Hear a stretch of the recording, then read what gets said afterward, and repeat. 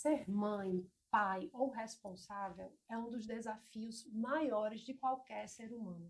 Você imagina quando um medo que você tem se transforma em uma suspeita. É exatamente por isso que nós estamos aqui para falar de um assunto que muitas vezes é desafiante, é difícil, mas que precisa ser dito. Você imagina o seu filho precisar lhe dizer alguma coisa e não conseguir dizer. Hoje nós estamos falando sobre algo doído, mas necessário. Estamos falando sobre o abuso infantil. Nem sempre a criança fala diretamente com o corpo, mas o comportamento, os gestos podem estar nos contando uma história. Se você já se perguntou se está vendo tudo o que deveria, esse episódio é para você. Nós vamos ouvir agora uma especialista muito importante no cenário de abuso infantil. Eu quero dar as boas-vindas a você, Kênia Gralha, educadora parental, especialista em inteligência sexual infantil. É uma honra ter você aqui, querida, no Vozes com Propósito. Muito obrigada por ter aceito o nosso convite. Obrigada, Aline, obrigada, Kátia, pelo convite, obrigada a todo mundo que está nos assistindo, principalmente, né, ao programa por estar dando voz a uma temática tão importante e necessária. E que bom que a gente está falando sobre isso, não só no Maio Laranja, né? Porque o Maio Laranja tem que ser o ano todo. Eu bato nessa tecla que a gente tem que falar sobre a prevenção, sobre esse contexto, todos os dias. E aí, assim, para a gente já começar aqui no Vozes com Propósito, fazendo perguntas para você. Nós recebemos algumas perguntas muito interessantes. E aqui eu quero ler para que você consiga dar luz a esse tema, nos orientar, nos apontar um caminho. Quais são as ferramentas que a gente pode usar? Veja que interessante essa pergunta. O que é, de fato, abuso infantil e como ele pode se manifestar além do que a gente imagina?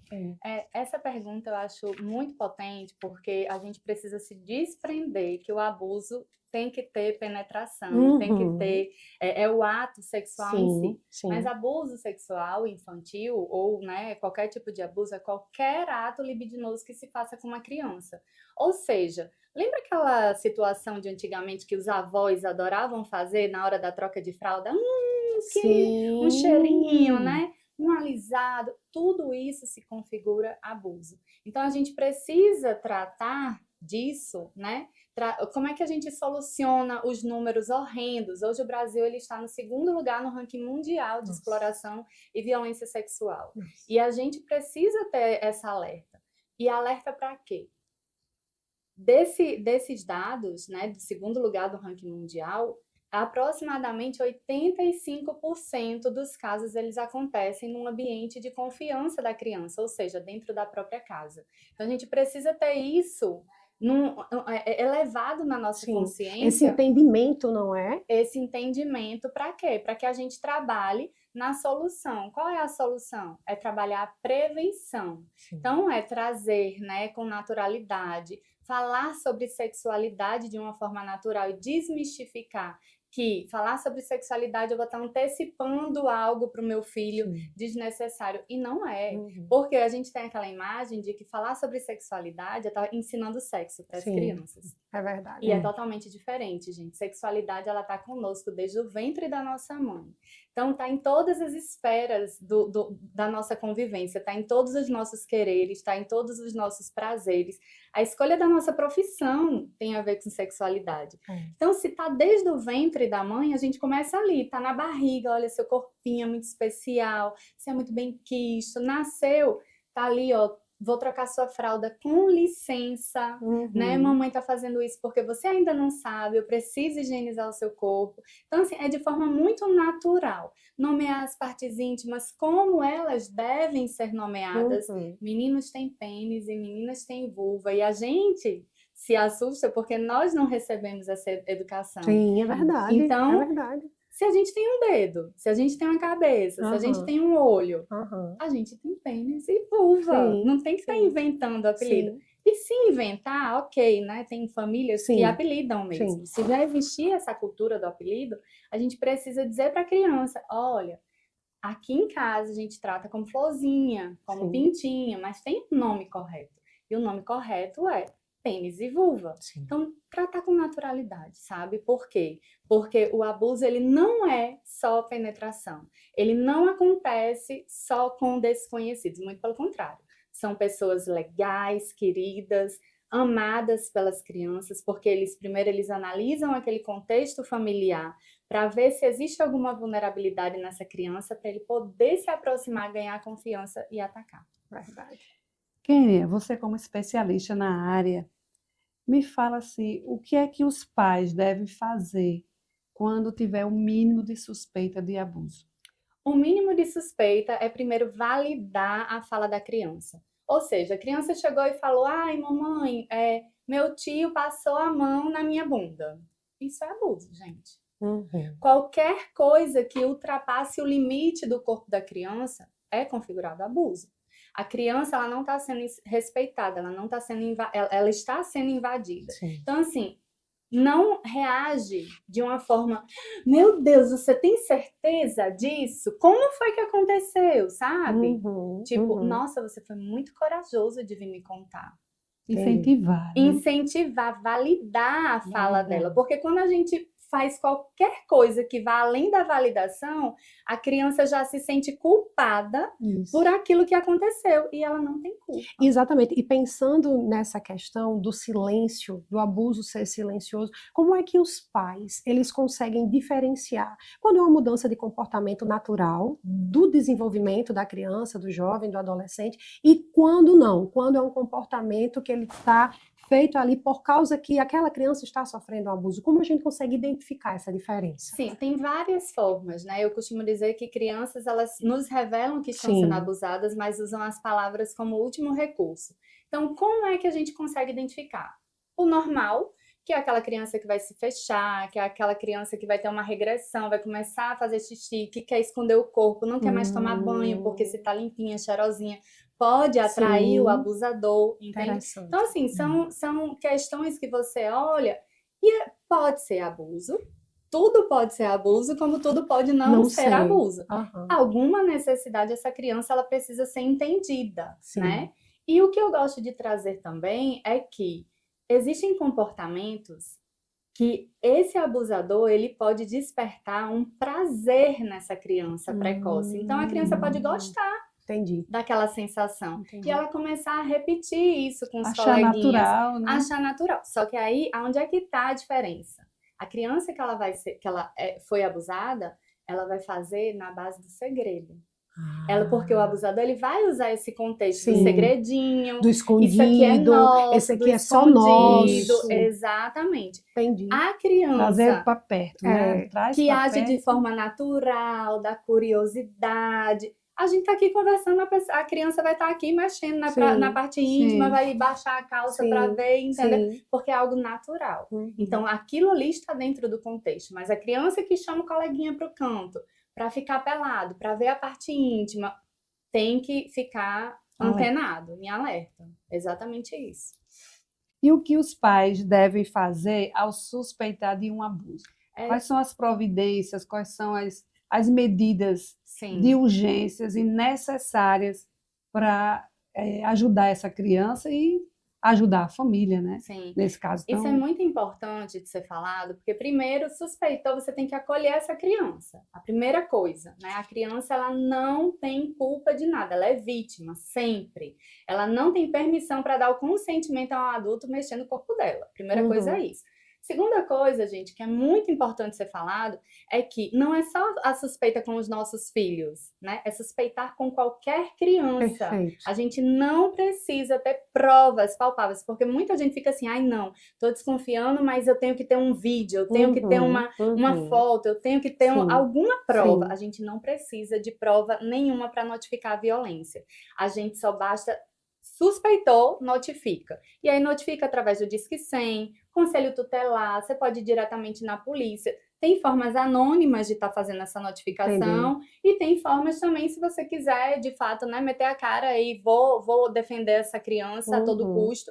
você ir para cima Sim. porque aí tem a diferença também da notificação para a denúncia, porque a denúncia quem formaliza é o Ministério Público. Sim, Né? A gente fala muito disso de perfeito. denunciar, Sim, mas na denunciar. verdade é A gente notificar. notifica Entendi. exatamente a violência. Que bacana. Sabe uma coisa que eu fico pensando muito quando a gente está trabalhando dentro desse assunto que é tão delicado? É a parte da culpa. Existe uma culpa muito Importante. grande dos pais. Como é que a gente pode ajudar esses pais a ordenar esse sentimento de culpa? Meu Deus, o meu filho passou por isso, foi debaixo do meu nariz. Como é que eu não vi isso antes? Sim. Que tipo de contribuição Interessante. para esse pai, para essa mãe, para essa família a gente pode trazer? Eu acredito que nós somos uma geração que a gente não recebeu esse tipo de educação. Não. A informação ela está chegando, né?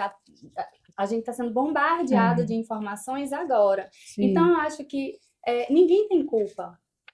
Quem tem culpa é o abusador, Sim. né? O abusador, ele tem culpa. Inclusive, assim, crianças que estão recebendo educação em sexualidade, que estão recebendo educação em autoproteção, elas também são vulneráveis, porque um adulto tem muito mais força do que uma criança. Com certeza. Só que o que acontece? Qual é a diferença?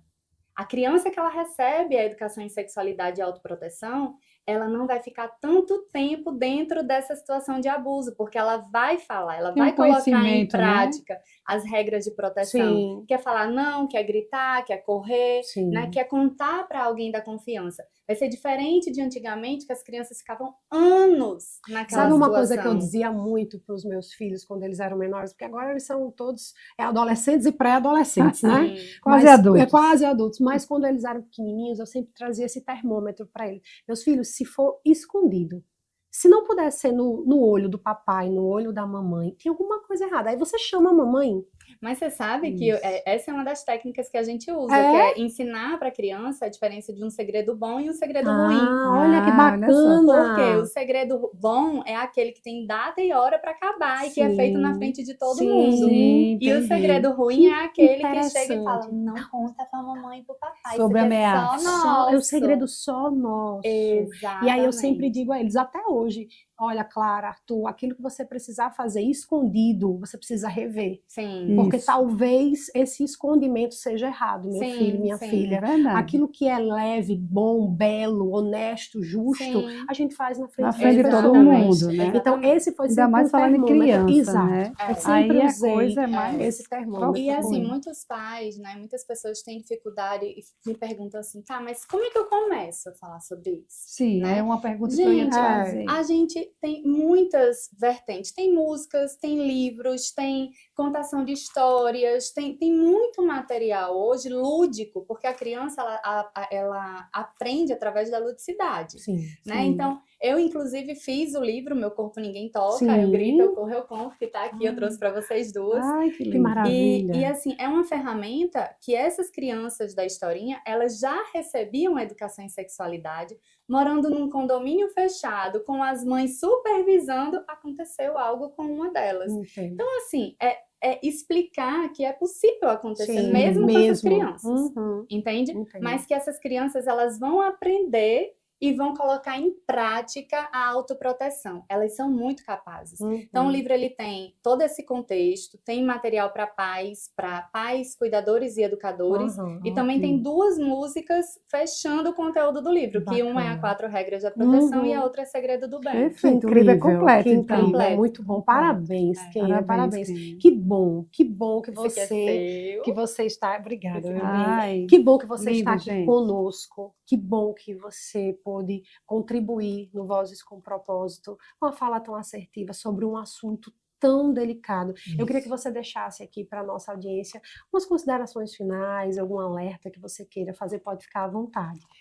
Então, eu costumo terminar a minha fala falando que se eu puder, né, com essa conversa, plantar uma sementinha no seu coração, né, da proteção, eu já consegui cumprir minha missão, porque eu acho que se cada um de nós formos elos, a gente está formando uma corrente de proteção para que não é nem o meu filho vá passar por uma situação como essa. Não é nem o meu filho que Você vá viria exemplo, assim? Ou... colher, que vai Colher. colher esses Sim, frutos. sim. Mas meus netos, meus Com bisnetos, certeza. entende? Porque não é algo que a gente está plantando para De amanhã. imediato. De imediato. É algo que a gente está plantando para que as futuras gerações elas consigam chegar na fase adulta emocionalmente saudáveis. E é um legado, né? É um legado. É um legado. É Isso que você missão, é está propósito. fazendo é missão, é propósito. E é muito bonito ver uma pessoa cumprindo e vivendo o seu propósito. Descobrir o propósito da nossa vida faz toda a diferença, É porque a verdade. gente consegue fazer uma entrega muito genuína a partir daquilo que a gente tem como verdade. Então, muitíssimo obrigada por estar conosco, meu bem, por dividir este momento. Obrigada a vocês. Foi Minha perfeito. gente, foi um momento incrível. Espero que vocês tenham gostado. O Vozes com Propósito de hoje trouxe um assunto muito difícil, mas a gente paga um preço muito alto pelo silêncio. Então, se você está passando por uma situação parecida em casa, se você conhece alguém que passa por algo parecido, nós temos um grupo, nós temos pessoas profissionais que vão poder te orientar. Não percam tempo, não deixem o silêncio tomar conta e destruir a sua família. Dê seu nome, seu comentário nos nossos vídeos. Proteger nossas crianças é um ato de amor, de coragem. Participe conosco, dê seu contato, que a nossa equipe vai entrar em contato com você. Tchau, tchau. Tchau.